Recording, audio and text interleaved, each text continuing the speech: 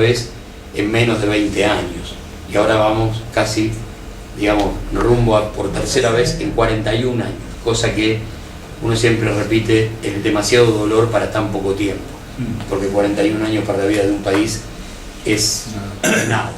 Bueno, un par de puntitos más de los muchos que me anoté acá. Cook decía que las oligarquías manejan los diccionarios. Y hemos escuchado a través del noticiero panamericano, con mucho dolor, porque son las mismas voces de sus muchos argentinos, ¿no? Ahí andaba la voz de Eduardo Rudi, la que escuchamos tantas veces con Sucesos hablar de ese momento 46-55, plagado de realizaciones de industria nacional, y es la misma voz. Pero bueno, tiene que ver con esas cosas que nos han pasado a lo largo y a lo ancho del siglo XX. Y los tipos dirán revolución para terminar con una dictadura. Y ya sabemos de qué se trató el bombardeo y los paredones del 56. Hablarán de libertad todo el tiempo para terminar con un régimen despótico y casi a la usanza de Hiroshima y Nagasaki, son bombas para la paz, ¿no? Esas cosas hemos escuchado a través del formato del noticiero panamericano. Por último, porque podríamos estar acá hasta la madrugada con este tipo de enlaces históricos, la Armada pudo guardar las dos vergüenzas más grandes de su historia bajo 7 llaves, con un montón de cómplices, sobre todo mediáticos. Está muy bueno lo de Sacomano con relación a la redacción de Sur, donde estaba Borges, donde estaba Victorio Campo, donde estaba Bioy Casares, como nunca una palabra sobre lo que pasó en junio del 55, tipos que con profundidad hablan de la condición humana, matan 300 y no pasa nada. El otro tema, yo no sé si lo tocamos la primera vez que vine, pero tiene que ver con 1892, cuando buques argentinos de la Armada parten para festejar un nuevo aniversario del descubrimiento de América, y van a España, y la Rosales comienza a hundirse en el norte de Brasil. En ese momento los oficiales se dan cuenta que los botes salvavidas no alcanzan, y entonces agarran a la tripulación, la mayoría de ellos inmigrantes italianos, y solo dejan al foquista laburando para ganar tiempo. El tipo le seguía tirando carbón para ganar tiempo, y bueno, cuando ya no quede nada, nos vamos a casa. Pero el resto de la tripulación la encadenan, le dan doble ración de ron y la dejan en alta mar. Y así masacran a todos los tanitos que eran del barrio de La Boca, del Doque, que se habían conchavado en el barco buscando laburo. Pero se salva el foquista, al que abandonan también, pero el tipo se agarra de tal manera del bote que está a punto de darle una vuelta de campana y dice: subilo, si total es uno solo. Pero ese, cuando llega, habla. Y se arma una suerte de informe Rattenbach. Y entonces el oficial más antiguo de la Marina los destroza a estos tipos, los destroza. Pero el comandante de la Rosales era el yerno de Roca, y entonces no pasa nada. Pero fíjense qué interesante, 1984 aparece una película que se llama La Rosales, con un elenco impresionante, una gran superproducción, 2 semanas en cartel, por pedido de la Armada. A cajonear la vergüenza, quizás, junto con el bombardeo a la plaza, una de las 2 vergüenzas que son la antesala antes del 76, cuando ya la ESMA será la otra vergüenza y los vuelos de la muerte, pero anteriormente aquello de la Rosales como una de las vergüenzas más terribles. Siempre me gusta recordarle, sobre todo a los amantes del fútbol, que River nace de la unión de 2 clubes, Santa Rosa y La Rosales. Son un grupo de tanitos de La Boca que homenajean a sus muertos a través de un equipo de fútbol. River nace del recuerdo de los tanitos masacrados en Las Rosales. Y ahora sí, por último, y aprovechando que está el general con nosotros, hay 2 momentos de la historia argentina contemporánea donde el número de muertos que tenemos que llorar es casi calcado, poco más de 300. Son el 16 de junio del 55 y el 2 de mayo de 1982, con el hundimiento del Belgrano. Son prácticamente la misma cantidad de muertos. Ahora, creo que a todos nos va a pasar lo mismo, tenemos que andar revolviendo libros para tirar un nombre de esos de memoria. Uno de esos 600 y pico de memoria no lo tenemos. Hay alguien que está queriendo que nosotros no lo sepamos.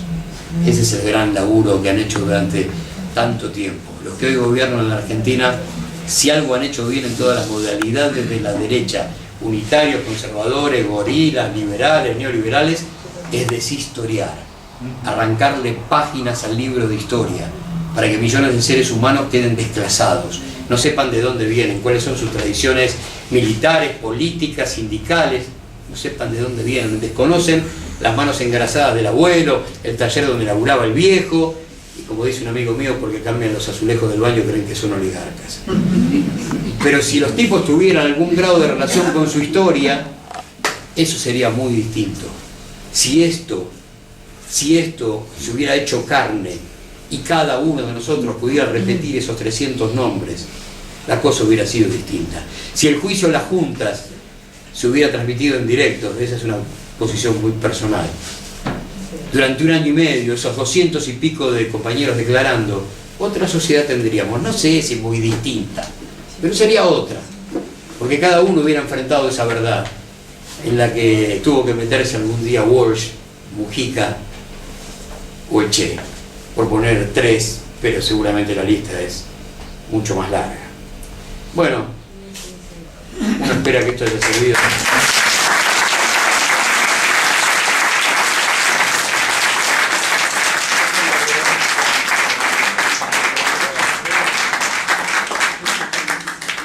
En tren de hablar de la memoria, hace muchos años yo puse en el aire un programa que se llamó El Archivo de la Memoria, y realmente hay mucho por relevar. Hay un 6 de septiembre de 1930 que tampoco debemos olvidar. Es la primera vez en el siglo XX que se derroca un gobierno constitucional. Cae Hipólito Yrigoyen. Uriburu, Lugones hijo, Polo Lugones, desde la sección especial en la calle Urquiza, instala la moderna maquinaria de la tortura. Hay muertos, hay fusilados, hay desaparecidos. Un 24 de marzo de 1976 pasó porque hubo un 6 de septiembre de 1930 y luego hubo un 13 de septiembre de 1955. Coincido con él, el golpe del 43, el golpe del GOU, de los coroneles y demás, tiene algunas características. Fue un golpe de Estado, ¿no? Y hubo reaccionarios ultranacionalistas, católicos ultramontanos, hubo persecución, hubo censura, se anuló, por ejemplo, el lunfardo, por dar un ejemplo, ¿no? Y hubo torturados, muchos torturados, porque Polo Lugones, el hijo del poeta, el que había dicho en 1925 ha llegado la hora de la espada, ¿no? Y que después esa alianza casi inquebrantable de la cruz y la espada logran, a partir del 6 de septiembre de 1930, con una acordada de la Suprema Corte de Justicia de aquel entonces, que a partir de esa acordada valida todos los golpes de Estado, los 6, hasta 1976. Es decir, cada fragotero, cada general o almirante, qué sé yo, iba al archivo, sacaba la carpetita y decía, a ver la acordada, que listo, ya la tenemos. Este es el respaldo jurídico porque lo dijo aquella Suprema Corte de Justicia. Y las Supremas Cortes de Justicia que vinieron después convalidaron aquello, ratificaron aquello, se sumaron a aquello. Es curioso, el procurador general de esa época, ¿cómo era? Horacio Rodríguez Larreta. Silencio. Muy bien. Hasta el nombre de Horacio Rodríguez Larreta. Bueno, yo quiero recordar en 1951 el loco de Menéndez, que era un fragotero eterno, un histórico golpista, fracasado. Ninguno de sus intentos golpistas triunfó. En 1951 efectivamente se entrevista con Lonardi, pero en el medio hay un capitán de navío, y esto es lo que quiero subrayar, ¿no? La Armada los pecados de la Armada. Menos mal que Balsa es del ejército, porque si no, un problema bárbaro. Es que se nutren de distintos lugares. Exactamente. El capitán de navío, luego contraalmirante Baroja, es un hombre clave en 1951. Ahí él quiere bombardear Plaza de Mayo. Tiene el proyecto instalado. Seguramente Bassi, que leyó al capitán de navío japonés y dijo, ¿por qué no hacer Pearl Harbor en Buenos Aires? Eso realmente existió. Y Bassi fue uno de los que piloteó los aviones de la Armada, ¿no? Los Gloster eran parte de la Fuerza Aérea. El capitán Baroja ya tenía esa idea, y esa idea peregrina es el propio Lonardi el que se la aborta, porque dice, estás loco, ¿cómo vas a bombardear Plaza de Mayo? Acá hay que hacerlo de otra manera y todavía no están dadas las circunstancias. Y en la entrevista con Menéndez es cuando aparece la historia de no podemos tirar por la borda todo lo logrado en materia de justicia social. De hecho, Lonardi, que dura poquísimos meses, después muere de un cáncer, pero el golpe palaciego que soporta Lonardi, con la complicidad de los granaderos que no lo defendieron, a cuyo frente estaba el teniente coronel Lanuse, no interviene la CGT, habla con determinados dirigentes, está bien, no lo querían a Perón, pero pensaban en el peronismo y pensaban que tenía que haber una salida constitucional rápidamente y no se podía proscribir al peronismo. Es decir, hay una fractura, una tensión y una fractura enorme dentro de la misma llamada revolución libertadora. Estos nacionalistas que expresaba Lonardi son brutalmente, rápidamente desplazados por el tándem liberal, reaccionario, conservador de Aramburu y Rojas. Por eso señalo al capitán de navío Baroja, porque es el antecedente. Y antes de Baroja tenemos a otro almirante, Bernengo Lima, que en los años 40, 44, después del golpe del GO, el 4 de junio de 1943, comienza a ver el crecimiento de Perón, como fundamentalmente la estructura de base fue la Secretaría de Trabajo y Previsión, a no dudarlo, pero además tenía el ejército de atrás, aunque con algunas leves fisuras, como los hombres de Campo de Mayo, que nada querían saber con este militar populista, y cada vez que se pone en boca de alguien la palabra populista para denostar, quiere decir ahí hay una reacción de la derecha conservadora y retardataria. Cuando escuchen ustedes hablar de populismo en tono peyorativo, piensen ustedes que ahí se está agrediendo al campo popular. Esa es una metáfora, quizá, de alguna manera. Bernengo Lima fue la expresión reaccionaria de la Armada contra Perón ya en 1943, 44, 45, y ni hablar del 17 de octubre, cuando Bernengo Lima se opone desde el círculo militar, sale a los balcones y esa clase media acomodada, más los que cagan más alto de los que le da el culo y se creen que son superiores porque miran 2 centímetros por arriba de la historia, estaban aplaudiéndolo y arengando a Bernengo Lima, que sí, tuvo una frase célebre en ese momento: señores, yo no soy Perón, aclaró, ¿no? Porque estaba nutriéndose de mucha gente y quizás muchos veían en él, como en el general Ábalos, jefe de Campo de Mayo, la posibilidad de un nuevo gobierno. Todos soñaban con eso, que era profundizar la dictadura. Y finalizo con un comentario de neto corte familiar que voy a compartir con ustedes.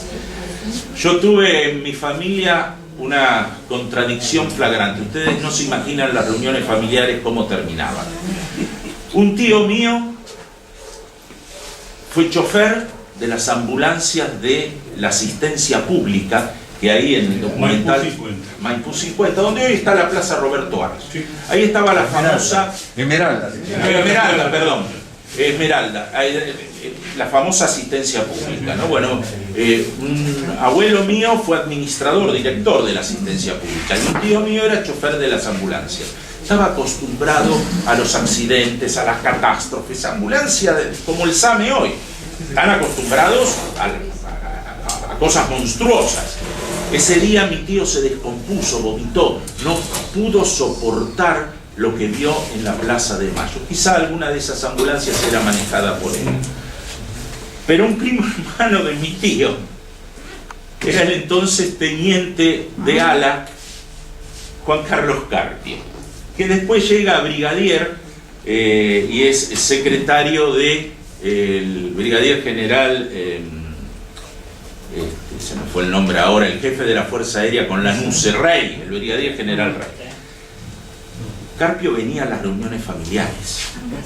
Carpio es al que yo cito en esto que leí como el brigadier que decía había mucho odio y qué sé yo, y que esto, y había algo de lo cual él se enorgullecía. Y con esto termino y vamos a escuchar atentamente a Martín Balsa. ¿Saben de qué se enorgullecía? Y que ahí se armaban unos quilombos en casa impresionantes, porque la otra mitad era peronista, el otro, algunos radicales de este lado, qué sé yo. Les juro que yo no entendía nada. Carpio se enorgullecía de que cuando se le acabaron las balas en el Gloucester, abrió los tanques de aceite hirviendo y los tiró a lo largo de la Avenida de Mayo, porque a esos negros de mierda había que eliminarlos. Palabras del brigadier Carpio, primo hermano de la familia y demás. Testimonios directos que tenemos, yo lo voy a poner, desde luego va a estar en el libro, pero digo el odio exacerbado, un odio que desgraciadamente en esta historia argentina que tenemos como péndulo se vuelve a recrear. Hoy hay otro odio, hay un odio pero que hunde sus raíces en aquel odio original, en aquel odio genético que hubo entre los argentinos. Por eso cuando hay ciertos presuntos periodistas que hablan de la grieta, yo les diría, brutos, lean la historia. Gracias. Gracias.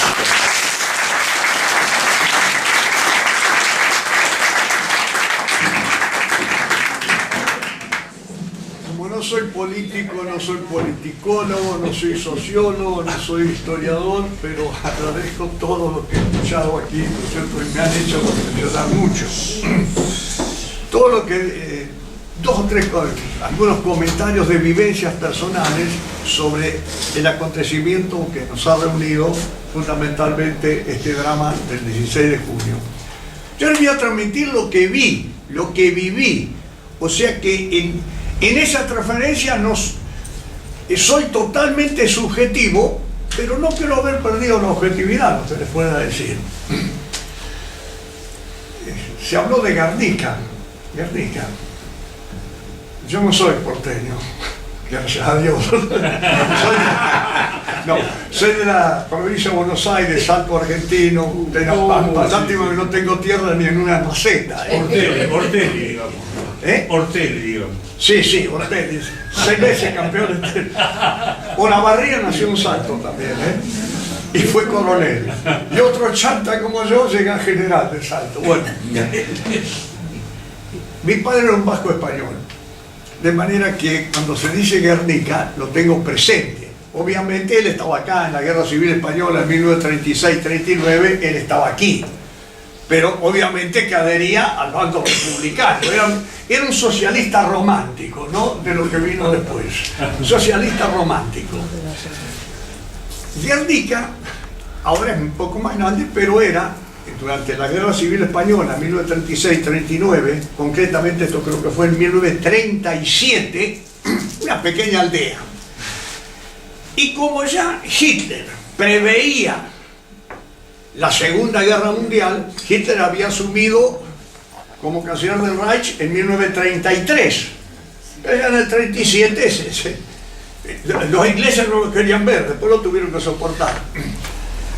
Quería que la Fuerza Aérea, la Luftwaffe, la Fuerza Aérea alemana, tuviera una prueba de fuego. Y eligieron la ciudad de Guernica, en una ciudad del País Vasco, que tiene 3 provincias. En una de esas, nació mi padre. Y eligieron eso. Fue una masacre total. Parte se ve aquí en un documental. Un pintor, Picasso, lo conocen todos, pinta un cuadro que es el famoso, que se llama el Guernica. Estaba en el Museo de París y los alemanes habían tomado París en 1940, fueron al museo y él estaba en el museo. Entonces le dijeron, ¿usted hizo eso? Y Picasso los miró y dijo, no, eso lo hicieron ustedes. Yo entré al colegio militar en 1952, no le voy a comentar 48 años de carrera más 12 en la diplomacia por imperio del presidente Kirchner, de la señora Cristina Fernández de Kirchner, que me honraron con 2 embajadas y traté de responder a la confianza que se depositó en mí. No soy yo el que tiene que juzgar mi comportamiento como embajador. Mi primera actividad fue el desfile donde Perón asume su segunda presidencia. Tenía 17 años en ese momento. Fue impresionante el desfile del 4 de junio de 1952. Días después, un sábado 26 de julio, muere Eva Perón. Unos días después, yo hice 2 guardias en el velatorio de Eva Perón, que el velatorio fue en el entonces Consejo Deliberante. Actualmente creo que es legislatura, no como algunos periodistas dicen que fue en la CGT, no, fue en el entonces Consejo Deliberante, menos el último día o los últimos 2 días que la trasladan al Congreso. Por eso el cortejo sale por toda la Avenida Mayo, sale del Congreso. Yo en esa oportunidad integraba el cordón de honor frente al pasaje Barolo. Me conmovió mucho la congoja que había en el pueblo, que esto lo pude apreciar muchos años después. De manera que pude seguir la carrera militar. Mi padre había perdido a mi padre cuando cumplo 16 años, el colegio era pago. Y la cuota esa, mi madre, teniendo algunos recursos, no los pudo tocar por 6 años por la sucesión, porque murió de un cáncer fulminante. Y pude seguir la carrera militar por una beca en la provincia de Buenos Aires. En el libro Bitácora de un soldado, el último libro, coloco la nota que Carlos Anuel, gobernador de la provincia de Buenos Aires, le mandó a mi madre asignando esa beca. Si no, no hubieran estado en el colegio militar. Permítanme, señores, todos los golpes que estaba acá, no hubo ninguna revolución, ni siquiera la de mayo fue revolución como tal. Cuanto más, a lo mejor podría haber sido el 22 de mayo, el Cabildo Abierto, ¿no? Gracias, no. Pero revolución libertadora, revolución argentina, no fueron golpes de Estado cívico-militares. Acá se vio parte de un movimiento el 16 de junio, que era cuando asume Lonardi, que le pone la banda a Lonardi, un cadete, era muy bajito, un compañero mío de promoción fue, porque en 1955 yo no era cadete el primer año, estaba en 4º año, el último año, y el 16 de junio, no sé por qué yo había salido, pero aproximadamente entre las 12 y la 1, yo estaba en retiro, le decían el Pacífico, el San Martín, le decían volví al colegio militar. No era ni siquiera diésel, era la máquina a vapor. Era un día gris plomizo, pero no llovía, me acuerdo bien. Era un día que, en el libro yo digo, era un día gris plomizo. Cuando subo al tren, alguien dice, ¡qué truenos! Yo subo al tren, llego al Palomar, me bajo, entro al colegio militar y me dicen, están bombardeando Buenos Aires. No eran truenos. Esa noche, esa tarde, después de los acontecimientos del bombardeo, era de noche, el colegio forma en la avenida Coronel Justo, ahí dentro del colegio, un playón muy grande, y Perón habla por radio, que la transmitían por parlantes. Me acuerdo que elogió a Franklin Lucero, que dijo que lo conocía desde que eran jóvenes, condenó a la Armada, dijo que se habían ido como siempre a Uruguay, estaba muy emocionado, pero yo a Perón lo vi varias veces, nunca hablé con Perón, lo veía como cadete a 1 metro en un desfile o en un cordón de honor. Me quedó grabado ese triste bautismo de fuego, no solo de la aviación naval, sino también de la Fuerza Aérea Argentina, que no tiene nada que ver eso que bombardearon al pueblo con la profesionalidad y valentía que yo presencié de nuestros pilotos de la Fuerza Aérea y de la aviación naval en Malvinas. Pero el bautismo de fuego fue ese, lamentablemente. El 16 de julio se alcanza a producir una proclama. No sé, yo era cadete, ya estaba, había vuelto al colegio militar, pero tiempo después esa proclama se transmitió por alguna radio. Yo en el libro la pongo. Una proclama de decir se terminó la tierra. Claro, no sabían que había fracasado el golpe. Ya lo dijeron, Oscar Vizqui, demócrata, mendocino. Miguel Ángel Zavala Ortiz, radical. Américo Yoldi, socialista, era el triunvirato que se iba a hacer cargo. Miguel Ángel Zavala Ortiz fue canciller de un digno presidente como para mí fue doctor Illa.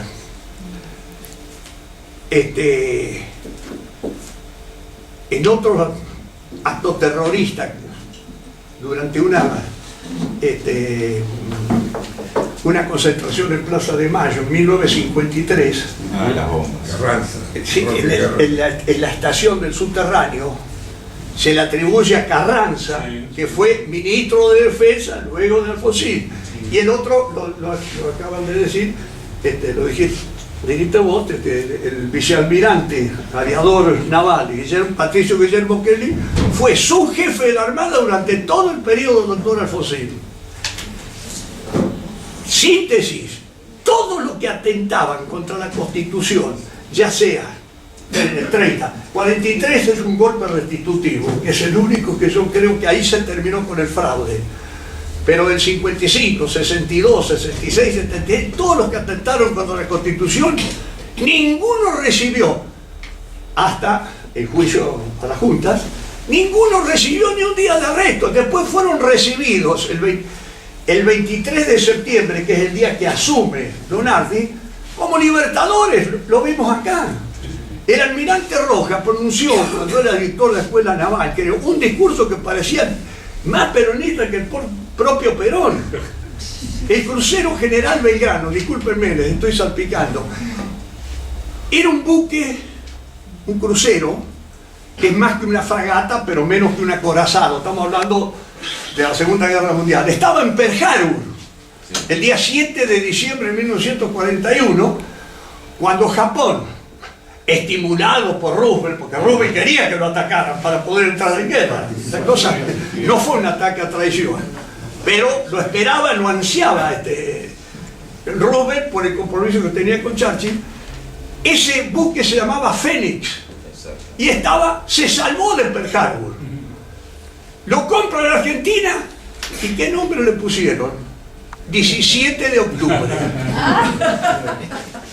Viene el golpe de la autodenominada Revolución Libertadora, le cambian el nombre y le ponen Crucero General Belgrano, que es hundido con un torpedo, viejo, un torpedo de la Segunda Guerra Mundial, era que tiró un submarino inglés. El pobre Félix se salvó de allá y fue destruido en Malvinas, pero se llamaba 17 de octubre. Para mí, y en las libros tengo que hacer propaganda de libros. Bitácora de un soldado de la Atlántida es el último que lo escribí.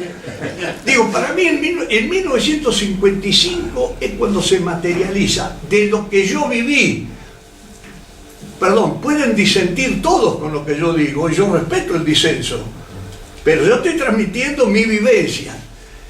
Ahí se instaló un odio que nunca se había materializado quizás en los golpes de Estado anteriores, ni en el 30, ni mucho menos en el 43. Un odio tremendo, que no sé si gran parte de ese odio ha finalizado. Esa es una interrogación que yo tengo. Todos fueron premiados a partir de eso, todos, con embajadas. Algunos presidentes, Lanús se le bajó 5 presidentes. De manera que se instaló también otro concepto, que es el germen del 76, para mí, uno de los tantos gérmenes. El germen mayor era el prebendario y el económico, ¿no? Pero ya lo han dicho.